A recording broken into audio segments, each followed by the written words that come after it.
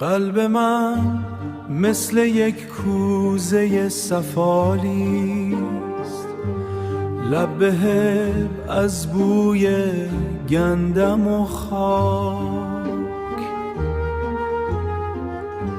تو شبیه باران تنده بهاری، روی دیوارهای کاهگلی شب. چکمه هایم سنگین از گرد راه است، دسته هایم بوی هیزم و دود میدمه.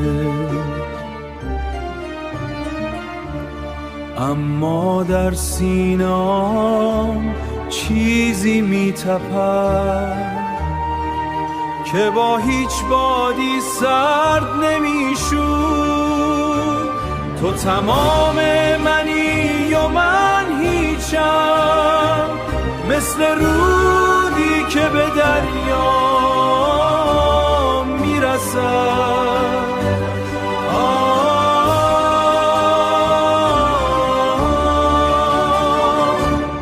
یادم هست کنار آن چشمه پیر، سایه‌ای بید روی شانه‌ات افتاد. چیزی نگفتی اما مثل یک سکه‌ای کهنه ته آب، حالا هر جا بروم تو با منی. در تلخی چای و در سفیدی نان، ایمان من به تو فراتر از حرف است. عشقی که در اسخانم ریشه کرد.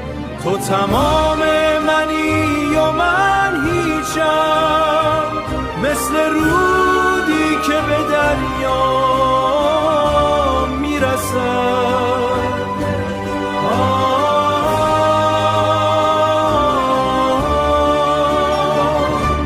کوزه پر است و راه تو نارم.